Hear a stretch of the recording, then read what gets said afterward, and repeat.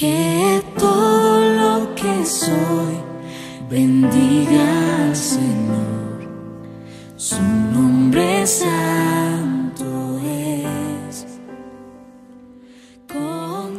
Señor, te damos gracias por esta palabra, Señor, que tú nos das. Te damos gracias porque tenemos un Dios vivo que nos habla, que nos enseña y que está en medio nuestro. Espíritu Santo, ven a enseñarnos, ven a hablarnos, ven a revelar tu obra, Jesucristo, y ven a enseñarnos a vivir en ella, Señor. Todo eso te pido, Señor, y te doy muchas gracias, en nombre de Jesucristo. Amén. Amén. Quiero invitarlos a que abran el libro del Éxodo, capítulo 20, del versículo 1 vamos a leer. Ya, entonces, Éxodo 20, versículo 1, vamos a leer inmediatamente. Dice: Y habló Dios todas estas palabras diciendo: Yo soy Jehová tu Dios, que te saqué de la tierra de Egipto, de casa de servidumbre. No tendrás dioses ajenos delante de mí, y no te harás imagen ni ninguna semejanza de lo que esté arriba en el cielo, ni abajo en la tierra, ni en las aguas debajo de la tierra. No te inclinarás a ellas, ni la honrarás, porque yo soy Jehová tu Dios, fuerte, celoso, que visitó la maldad de los padres sobre los hijos hasta la tercera y cuarta generación de los que me aborrecen, y hago misericordia a millares y a los que me aman y guardan mis mandamientos. Este pasaje es el inicio de los 10 mandamientos, ¿ya? Y hace un tiempo atrás, bastante tiempo atrás, estuve viendo unos videos que a medida que los fui escuchando me di cuenta que era de alguien judío. Yo al principio pensaba que eran de cristianos, pero eran judíos, y que iban explicando distintas cosas. Y había uno que explicaba los 10 mandamientos. Y me llamó la atención que para los judíos el primer mandamiento está en el versículo 2, que dice: Yo soy Jehová tu Dios, que te saqué de la tierra de Egipto y de casa de servidumbre. En cambio, los cristianos, los mandamientos consideran el primer mandamiento el 3. No tendrás dioses ajenos delante de mí. Y el 4 lo separan, el no te harás imágenes, lo separan a el segundo mandamiento. Los judíos consideran el versículo 2 el primer mandamiento, y el 3 lo juntan con todo lo que yo leí, y el versículo 3 lo juntan con todo lo que yo leí hasta el versículo 6, y ese sería el segundo mandamiento, ¿ya? Ahora, ¿por qué ellos consideran el versículo 2 tan importante que está dentro de los mandamientos? Porque en este versículo contiene la razón de por qué ellos obedecen los mandamientos. Es una declaración. Si bien no es un mandato explícito, ¿cierto? Como todos los otros que dicen: no tendrás dioses ajenos, no te harás imagen, no robarás, ¿no? ¿Cierto? Todos los otros son como mandatos bastante específicos y claros, ¿verdad? Pero en el versículo 2 no hay un mandato claro, pero sí es la razón de por qué ellos obedecen todos los otros mandamientos, ¿ya? Entonces, por eso lo ven de esta manera. Entonces, en este pequeño versículo 2, que dice: Yo soy Jehová tu Dios, que te saqué de la tierra de Egipto y de casa de servidumbre, tiene 2 declaraciones que son el fundamento de los mandamientos. Y estas 2 declaraciones, la primera es: Yo soy Jehová tu Dios. Esa es la primera declaración. Y ese es el fundamento de por qué ellos tienen que obedecer los mandamientos. Porque Él, quien les da los mandamientos, es Jehová, Dios de Israel. ¿Ya? Yo lo estoy planteando como lo están viendo los judíos por ahora. Entonces, pero esto también es totalmente aplicable a nosotros los cristianos. Entonces, primero que nada, que dice que Él es Jehová. Entonces vamos a ir al Éxodo 3. Éxodo 3, del versículo 14 y 15.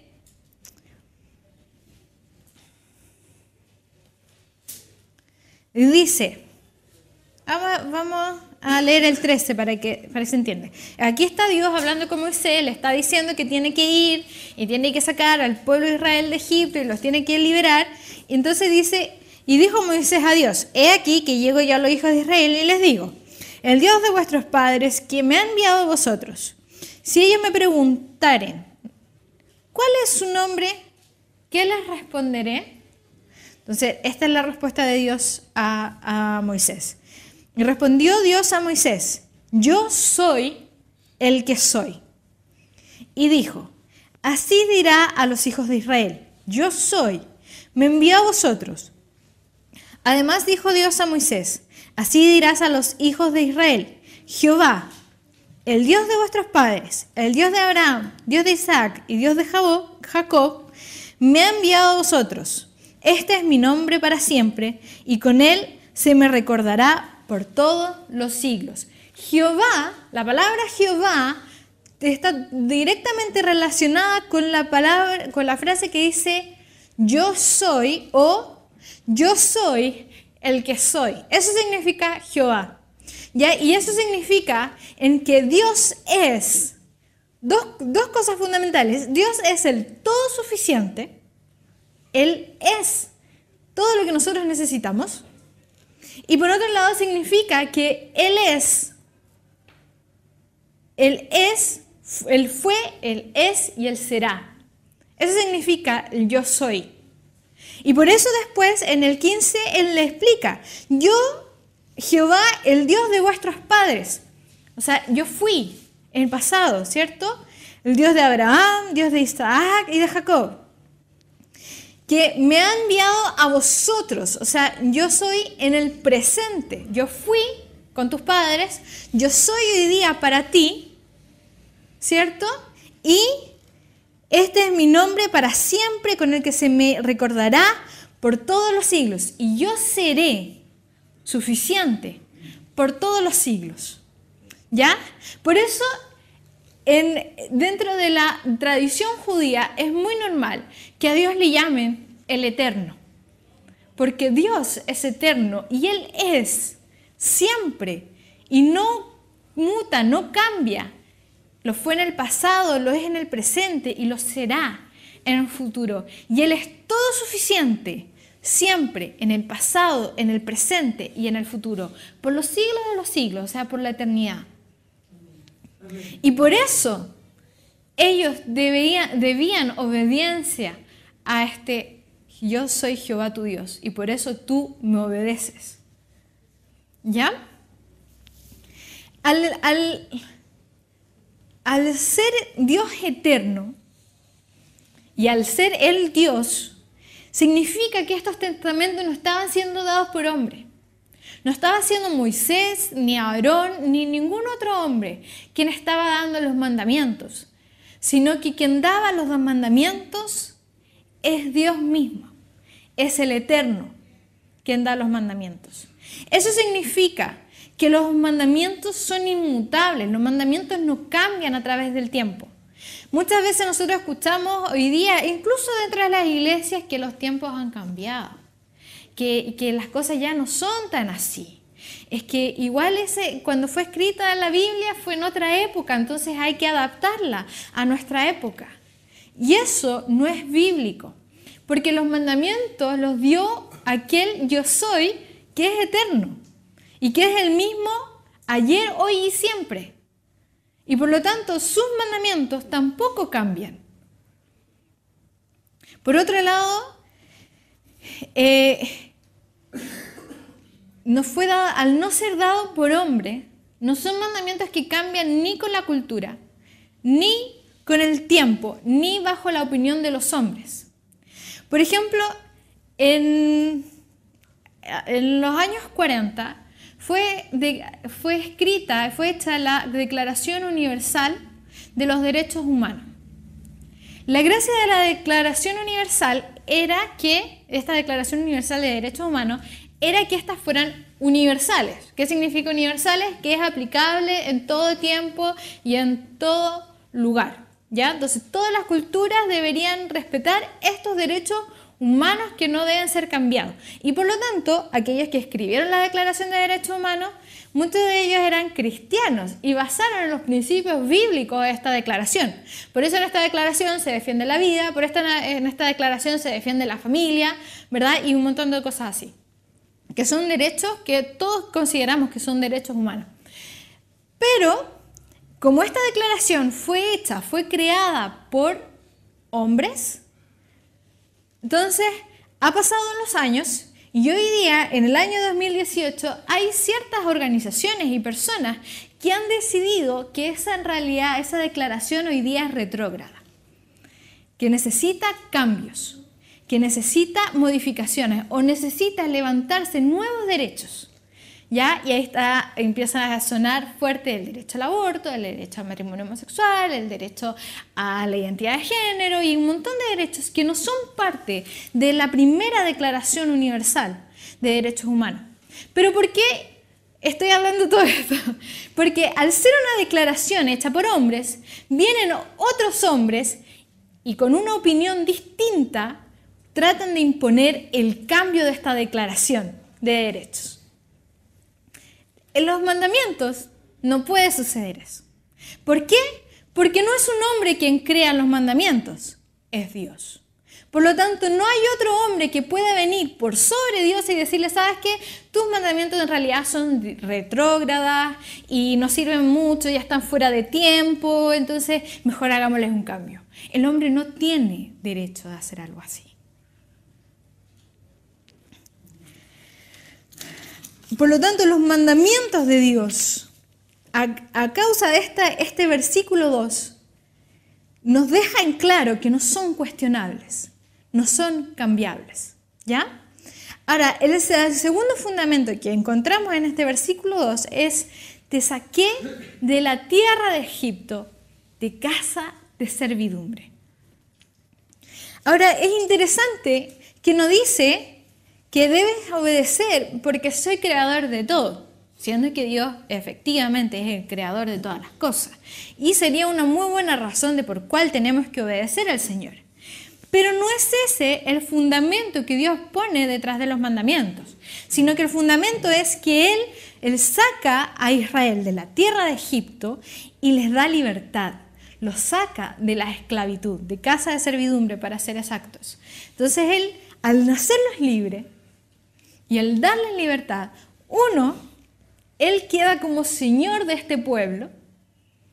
Y dos, por medio de los mandamientos, les enseña a mantener y a vivir en esta libertad. Yo todo esto que estoy hablando lo escribí en mi blog. Voy a pasar el comercial aquí. En mi blog, Mi Momento Pichi, para los que me ven por YouTube, puede buscar la información en la cajita de informaciones. Ahí está el link. Y espero que lo hayan leído, porque ahora yo voy a profundizar lo que yo escribí en esto. Y este pasaje, o sea, este fundamento no solamente es aplicable al pueblo de Israel, también es un fundamento que es aplicable a nosotros como cristianos. De hecho, es fundamental para entender nuestra vida como cristianos, es entender la libertad que nosotros tenemos en Cristo. Y de hecho, es tan así que cada vez que el pueblo de Israel, si uno revisa el Antiguo Testamento, cada vez que el pueblo de Israel desobedece a los mandamientos de Dios y se aparta de Dios, cae en esclavitud. Por eso hay varias veces en la historia de Israel en que el pueblo cae en cautiverio. Pero el pueblo cae en cautiverio no porque estaba haciendo las cosas súper bien y vino un pueblo más fuerte que ellos y cayeron en cautiverio, sino que porque se habían apartado de los mandamientos de Dios, de la ley.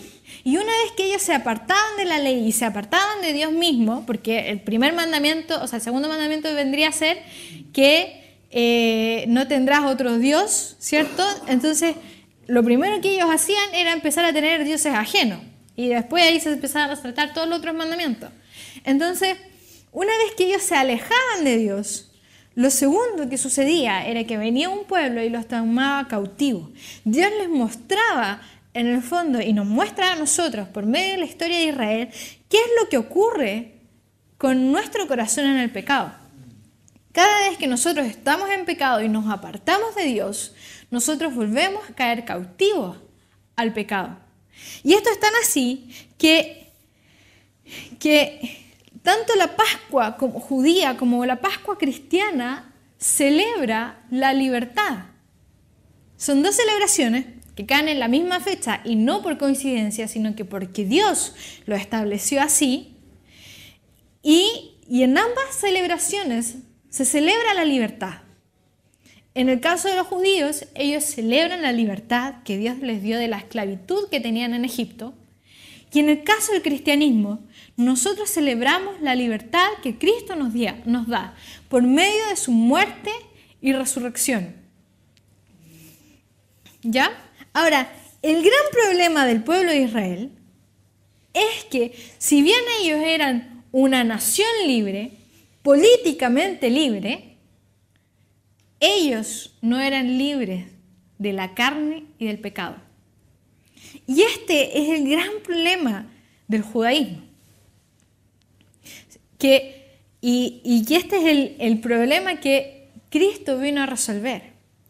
Porque Dios los hace libres como nación, les da los mandamientos para que aprendan a vivir en esa libertad, pero ellos en su carne y en su naturaleza caída son incapaces de vivir en esos mandamientos. Y por lo tanto, ellos, siendo libres como nación, políticamente libres, espiritualmente, como todo ser humano, siguen en esclavitud. Esclavitud al pecado. Y esta es la lucha que tiene el que es judío, que conoce la ley y que se explica en Romanos 7. Entonces vamos a ir a Romanos 7.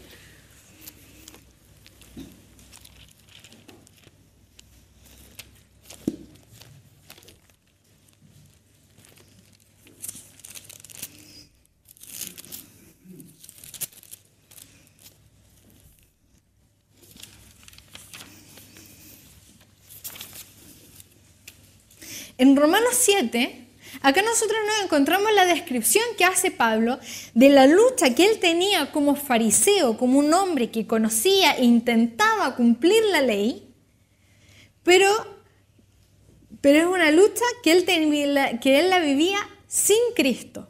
¿Ya? ¿Y cómo sé eso? Porque todo el capítulo 7, desde el versículo 7 en adelante, él empieza a describir cómo él vivía su relación con el pecado y la ley. Entonces él empieza desde el 7 en adelante, empieza a decir que él antes vivía sin la ley, que cuando niños nosotros no conocemos la ley, vivimos sin la ley, pero cuando nosotros tenemos conocimiento de la ley, el pecado toma fuerza en nosotros, ¿ya? Eso está hablando. Y luego en el versículo 15, a diferencia de lo que se predica muchas veces en la iglesia, esta lucha no es la lucha del cristiano, esta es la lucha del fariseo judío que conoce la ley, que quiere cumplirla, que tiene el anhelo de agradar a Dios en su mente, pero que su carne no lo permite. Y dice en el 15, dice, porque lo que hago no lo entiendo. Pues no hago lo que quiero, sino lo que aborrezco, eso hago. Esta es la esclavitud.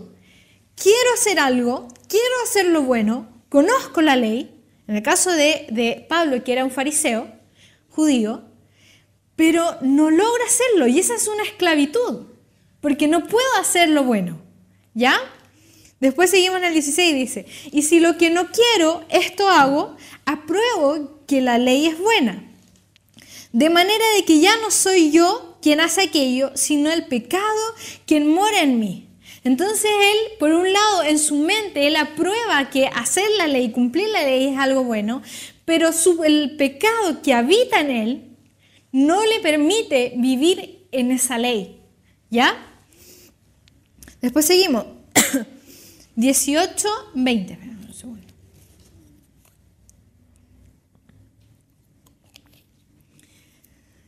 18:20 dice, y yo sé que en mí, esto es, en mi carne, no mora el bien, porque el querer el bien está en mí, pero no el hacerlo. Porque no hago el bien que quiero, sino el mal que no quiero, eso hago. Y si hago lo que no quiero, ya no lo hago yo, sino el pecado que mora en mí. Entonces, a nosotros nos han enseñado que la libertad, hoy día el concepto de libertad que existe dentro de nuestra sociedad es hacer lo que yo siento hacer. De hecho, hoy día todo gira en lo que yo siento. Y lo que nosotros vemos acá es todo lo contrario.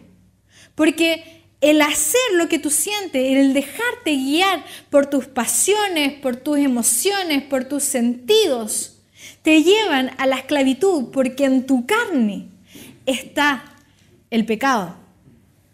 Y acá eso es lo que está hablando Pablo. O sea, yo entiendo en mi mente, en mi razón, qué es lo correcto, pero en mi carne está hacer el pecado. Entonces yo quiero hacer lo bueno, pero no soy capaz de hacerlo.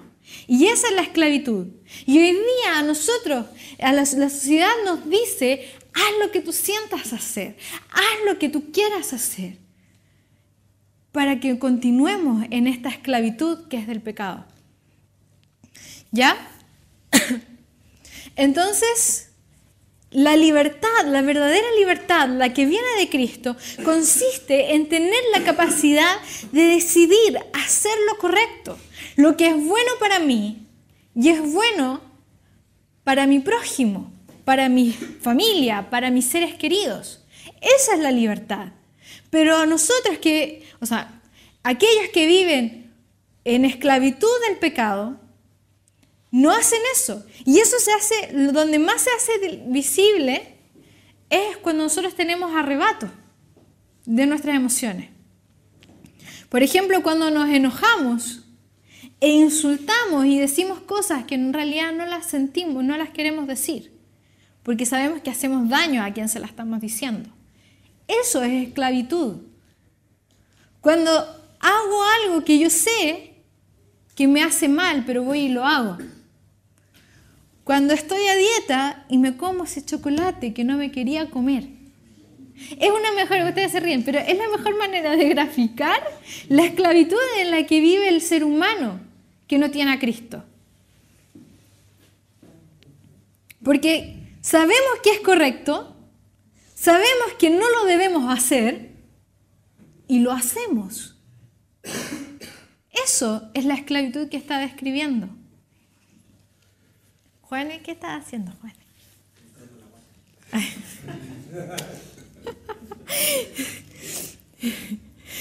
Vamos a seguir el 21. Dice, así que, queriendo yo hacer el bien, hay esta ley, que el mal está en mí. O sea, el que conocía la ley en el pueblo judío se estaban dando cuenta de esta verdad. El mal está en mí.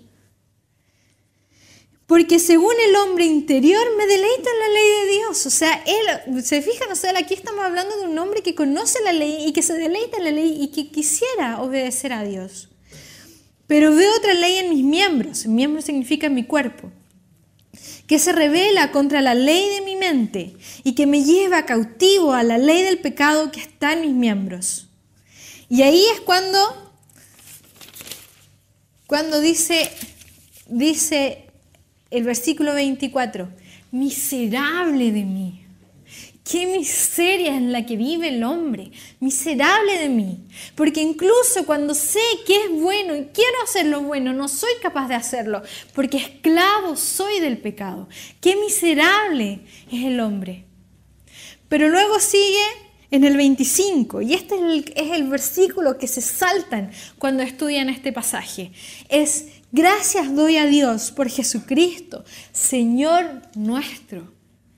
Soy miserable, pero soy libre de esta miseria en Cristo. Esta es la libertad de Cristo. Esta lucha que describe Pablo en Romanos 7 se termina con Cristo.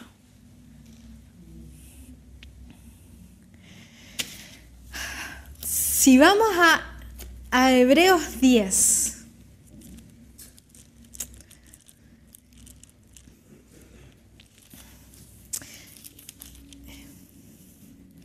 por eso Dios hizo caer la Pascua cristiana, o sea, la celebración de la muerte y la resurrección, la misma fecha en que los judíos celebran su Pascua, porque nosotros celebramos la libertad. Sin embargo, hoy día la iglesia vive como esclavo. Tiene esa mentalidad de esclavo que tuvieron los judíos, que una vez que salieron de Egipto, querían volver a Egipto porque según ellos vivían mejor ahí. Eran golpeados, no tenían comida. O sea, ¿quién puede vivir mejor en la esclavitud que en la libertad? Pero ellos querían volver a eso, y nosotros los cristianos vivimos de esa forma, siendo que nosotros tenemos la libertad. Somos libres y celebramos. Una vez al año celebramos que somos libres en Jesucristo. Y en Hebreos 10, del versículo 1 dice: porque la ley, teniendo la sombra de los bienes venideros, no la imagen misma de las cosas, nunca puede, por los mismos sacrificios que se ofrecen continuamente cada año, hacer perfecto a los que se acercan. Acá en Hebreos vamos a ver esta comparación entre el pacto antiguo, el de los judíos, y el pacto nuevo, el de Cristo. Y el pacto antiguo es solamente una sombra de lo que Cristo iba a hacer con nosotros. ¿Y por qué? Porque si bien la ley nos muestra qué es bueno y qué es malo, y define lo bueno y lo malo, no tiene la capacidad de transformar nuestros corazones para que nosotros obedezcamos la ley. ¿Ya? Después dice: de otra manera cesarían de ofrecerse, pues los que tributan este culto limpios una vez no tendrían ya más conciencia de pecado. Pero en estos sacrificios cada año se hace memoria de los pecados, porque la sangre de los toros y de los machos cabríos no pueden quitar los pecados. Entonces ellos, que hacían anualmente un sacrificio para perdón de los pecados, en realidad lo que hacía el sacrificio era solamente recordarles la miseria en la que vivían y que necesitaban perdón y que necesitaban salvación. Porque los machos cabríos, y ni los toros ni ninguno de los animales que aquí se mencionan, tenían la capacidad de transformar nuestro corazón. ¿Ya? Seguimos en el 5. Por lo cual, entrando en el mundo, dice: sacrificio y ofrenda no quisiste, mas me preparaste cuerpo. Holocaustos y expiaciones por el pecado no te engendraron. No te agradaron. Entonces dije: he aquí, vengo, oh Dios, para hacer tu voluntad, como en el rollo del libro está escrito de mí. Por lo tanto, el tema de los sacrificios que se hacía los judíos no era que Dios se agradaba en el sacrificio mismo, sino que Dios estaba preparando el corazón del pueblo para que pudiese comprender la obra de Cristo. La obra de que Él iba a morir por nosotros, así como los animales morían para salvación, o sea, para perdón de los pecados. Pero la diferencia entre esos animales y la obra de Cristo está en que no había poder en ello. Pero en Cristo había un poder para que se hiciera un sacrificio desde ese momento y para siempre, para perdón de nuestros pecados, pero también para la transformación de nuestro corazón, para la libertad que no les daba el sacrificio de los animales. ¿Ya? Seguimos en el 8, dice: diciendo primero: sacrificio y ofrenda y holocausto y expiaciones por el pecado no quisiste ni te agradaron, las cuales cosas se ofrecen según la ley. Y diciendo luego: he aquí que vengo, oh Dios, para hacer tu voluntad. Quita lo primero para establecer esto último. Y por lo tanto, Jesucristo viene y Él se sacrifica y muere y resucita para quitar y terminar con el sacrificio de los judíos, para establecer el que vivamos en su voluntad. Ese era el objetivo de Cristo. no solamente para que cesaran los sacrificios, sino que para que en vez de que nosotros hiciéramos y ofreciéramos sacrificio año a año por perdón de los pecados, dejáramos de pecar. Pero eso lo logra Cristo y solamente Cristo. Seguimos más abajo. En esa voluntad somos santificados mediante la ofrenda del cuerpo de Jesucristo, hecha una vez para siempre. Y ciertamente todo sacerdote está día tras día ministrando y ofreciendo muchas veces los mismos sacrificios que nunca pueden quitar los pecados. Aquí estaba la muestra, tenían que hacerlo una y otra vez, porque ellos seguían pecando después de eso. No dejaban de pecar. Pero Cristo, habiendo ofrecido una vez para siempre un solo sacrificio por los pecados, se ha sentado a la diestra de Dios. De ahí en adelante, esperando hasta que sus enemigos sean puestos por estrado de sus pies, porque con una sola ofrenda hizo perfectos para siempre los santificados. Y esta es la santificación que hace el Señor en nosotros. Su sacrificio es suficiente para santificarnos. Yo no sé de dónde miércoles sacan que Dios no nos santifica, de que no podemos alcanzar la santidad, cuando acá dice exactamente lo contrario, claramente lo contrario. Por lo menos para mí es bastante claro. Dios nos santifica. Él tiene el poder para librarnos del pecado. Seguimos, dice, porque con uno sola, eso ya lo leí, y nos atestigua el mismo Espíritu Santo, porque después de haber dicho, este es el pacto que haré con ellos después de aquellos días, dice el Señor, este es el pacto, el nuevo pacto que Cristo hace con nosotros. Pondré mis leyes en sus corazones y en sus mentes las escribiré. Y añade, y nunca más me acordaré de sus pecados y transgresiones.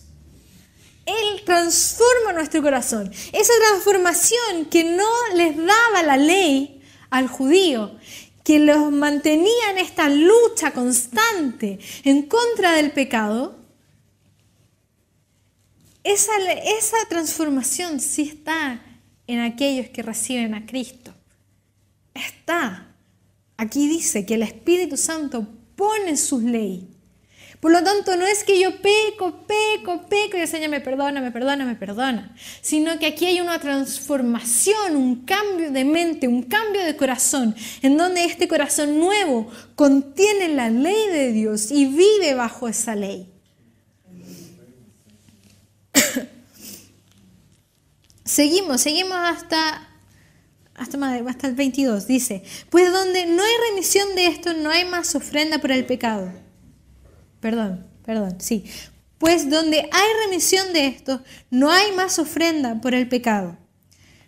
19. Así que, hermanos, teniendo libertad para entrar en el lugar santísimo por la sangre de Jesucristo, por el camino nuevo y vivo que Él nos abrió a través del velo, esto es, de su carne, y teniendo un gran sacerdote sobre la casa de Dios, acerquémonos con el corazón sincero, en plena certidumbre de fe, purificando los corazones de mala conciencia y lavados los cuerpos con agua pura. Y aquí está el gran secreto para vivir en esa libertad que nos da Cristo. Tenemos que entrar al lugar santísimo, en su presencia. Ahí es donde ocurre esta transformación del corazón. Ahí es donde ocurre esta libertad de la que estamos hablando. Es en ese lugar. Por lo tanto, aquel que recibe a Cristo y hace la oración de decir al Señor que venga a habitar en mi corazón y que me perdone por todos los pecados, pero que nunca entra al lugar santísimo, no vive en esa libertad. Para vivir en esa libertad tenemos que entrar a su presencia. La presencia de Dios es la que acaba con la lucha de Romanos 7. Y quiero que vayamos a Romanos 8 ahora. Porque Romanos 7 no termina ahí. No sé si ustedes saben, pero los números de la Biblia son partes original de la carta, sino que son números que los ponen después para que nosotros vamos a hacer esto, buscar los pasajes que nos interesa buscar en el momento. Pero la carta de Romanos es una carta completa. Y cuando se acaba el capítulo 7 no se acabó el tema, continúa en Romanos 8. Y aquí vamos a ver el proceso de la libertad, porque todo lo que yo acabo de describir no ocurre de un día para otro. No es que yo vivía sin Cristo antes y vivía esclavo del pecado y ahora recibí a Cristo como mi Señor y mi Salvador, hice la oración y ahora listo, ahora soy libre. Sino que aquí hay un proceso de libertad. Y ese proceso se describe en Romanos 8. ¿Ya? Vamos a leer desde el 1, dice. Ahora pues, ninguna condenación hay para los que están en Cristo Jesús, los que no andan conforme a la carne, sino conforme al Espíritu. Porque la ley del Espíritu de vida en Cristo Jesús me ha librado de la ley del pecado y de la muerte.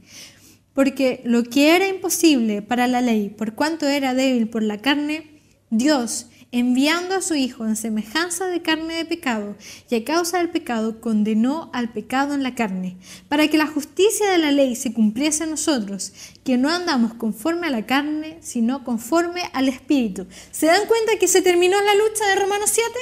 Decía, yo quiero hacer lo bueno, pero no puedo porque mi carne no me lo permite, pero aquí Jesucristo crucifica la carne, condena la carne del pecado y lo condena a la muerte. Mi carne está condenada a muerte. ¿Para qué? Para que la justicia, rectitud significa en este caso la palabra justicia, para que la rectitud de la ley se cumpliese en nosotros, o sea, para que pudiésemos cumplir la ley.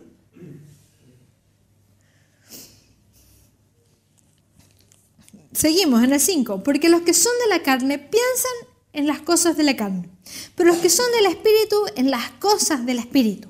Porque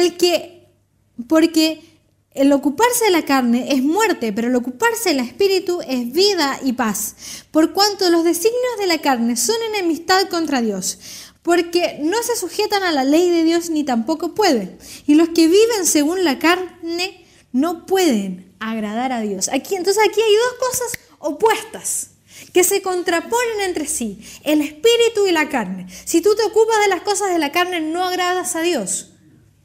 ¿Ya? Y por lo tanto es o vivir en el espíritu o vivir en la carne. Es como alguna vez alguien me lo graficó de esa manera, un pastor, que lo graficó de esta manera y nunca lo olvidé. Es como que tú tuvieras dos perros. Señor, perdona por la comparación, pero es buena. Entonces, una de ellas es la carne y la otra es el espíritu. Si tú alimentas al perro, el perro se vuelve más fuerte, más ágil, más hábil, ¿verdad? Y si tú no lo alimentas, se muere. Entonces la pregunta, cuando tú te preocupas y te ocupas de las cosas de la carne, estás alimentando al perro de la carne. Y ese perro se vuelve más fuerte. Y si tú te ocupas de las cosas del espíritu, alimentas al perro del espíritu. Y ese perro se vuelve más fuerte. Y cuando pelean entre sí, gana el que está más fuerte. ¿Ya? ¿Se entiende? Entonces la pregunta que yo les hago hoy día, ¿a qué perro están alimentando? ¿Al de la carne o al del espíritu? Porque si nosotros estamos alimentando a la carne y nos ocupamos de las cosas de la carne, mi carne le va a ganar al espíritu.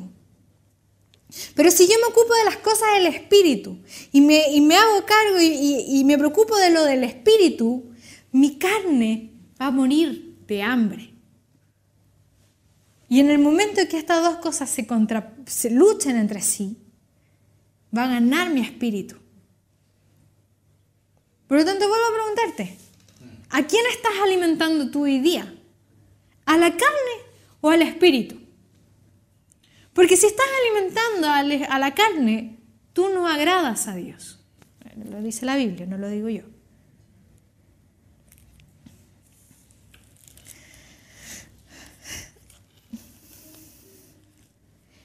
Seguimos en el 9, dice, mas vosotros no vivís según la carne.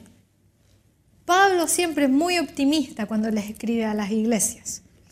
Sino según el Espíritu, si es que el Espíritu de Dios mora en vosotros. Y si alguno no tiene el Espíritu de Cristo, no es de él. A mí me impresiona porque Pablo no pone en duda en que a pesar de que tú tienes al Espíritu Santo, tú no estés haciendo las cosas bien. Para él es más fácil pensar de que si tú estás andando en la carne es porque definitivamente tú no tienes al Espíritu Santo. O sea que el cristiano carnal, yo creo que Pablo no habría estado muy de acuerdo con ese. Porque si tú estás andando en la carne, no me vengas a decir que el Espíritu está dentro de ti. Y si el Espíritu está dentro de ti, ¿por qué no estás andando en el Espíritu? Pero no me vengas con que eres un cristiano carnal porque eso no es bíblico. No es bíblico, no sale. En ninguna parte de la Biblia me he encontrado con el espíritu el cristiano carnal. Seguimos más abajo, dice, pero si Cristo está en vosotros, el cuerpo en verdad está muerto a causa del pecado, mas el Espíritu vive a causa de la justicia. Y si el Espíritu de aquel que levantó de los muertos a Jesús mora en vosotros, el que levantó de los muertos a Cristo Jesús vivificará también vuestros cuerpos mortales por su Espíritu que mora en vosotros. El Espíritu Santo tiene poder para santificarnos. Si tuvo el poder de levantar a Cristo de entre los muertos, tiene el poder de santificarnos. Es mucho más fácil resucitar a un muerto, o sea, mucho más difícil resucitar a un muerto que santificarnos. Pero el Espíritu Santo hace las dos cosas. Así que, hermanos, deudores somos no a la carne, para que vivamos conforme a la carne. Porque si vivís conforme a la carne, moriréis. Mas si por el Espíritu hacéis morir las obras de la carne, viviréis. ¿Sabes qué? Uno no le debes nada a la carne. Ya no le obedezcas. Mátalo de hambre. Y dos, la decisión de que si andas en la carne o en el Espíritu es una decisión de vida o muerte. Es serio. Es grave. Si andas en la carne, es grave lo que estás haciendo, porque estás caminando hacia la muerte.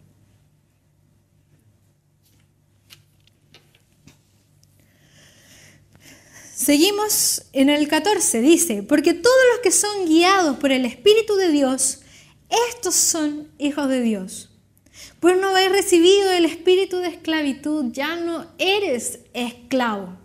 No eres esclavo, eres libre, vive en la libertad de Cristo. Para estar otra vez en temor, sino que habéis recibido el espíritu de adopción, por el cual clamamos, Abba, Padre. El Espíritu mismo da testimonio a nuestro espíritu, que somos hijos de Dios. No solamente Dios te hace libre, sino que te hace hijo de Dios.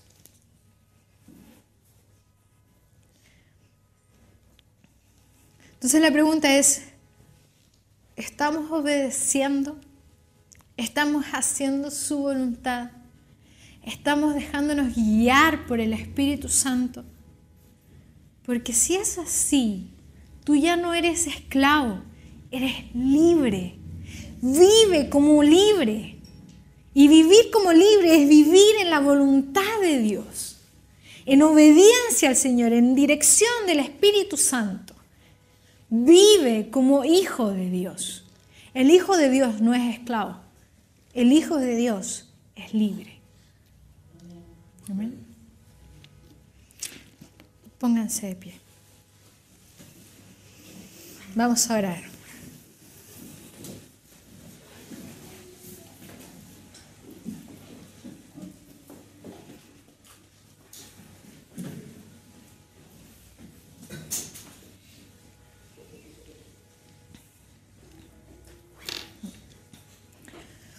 Cierra tus ojos, vamos a orar. Señor, Te damos gracias por esta palabra. Te damos gracias porque hay tanta sabiduría detrás de esta palabra, Señor. Hay tanta revelación, hay tanta verdad. Hay libertad. Somos libres en ti, Señor Jesucristo. Y tu libertad es tan grande, es tan profunda, que no hay gobierno que pueda robarnos esa libertad. No hay pecado que pueda robarnos esa libertad. No hay nación que pueda robarnos esa libertad que tenemos en ti, Jesucristo. Enséñanos a vivir como una nación libre. Enséñanos a vivir como hijos tuyos en el Espíritu, guiados por tu Espíritu Santo. Ven, Señor. Ven, Señor Espíritu Santo.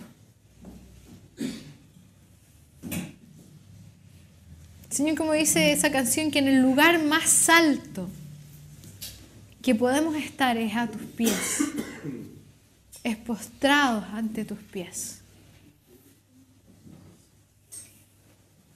Enséñanos a vivir postrados ante tus pies, Señor. Y Señor, que podamos entender que tu sangre, tú pagaste con tu sangre por nuestra libertad.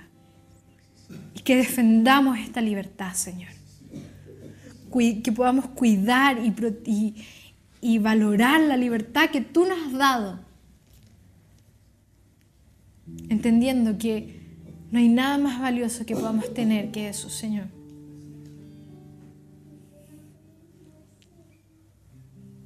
Gracias, Señor, por lo que tú haces por nosotros.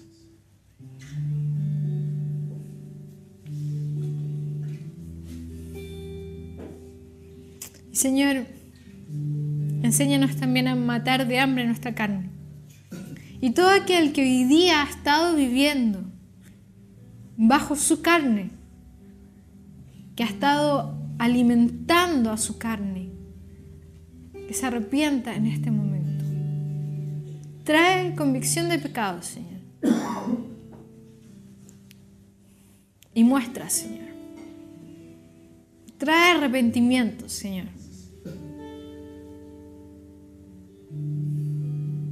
Y enséñanos a vivir en tu Espíritu Santo, Señor.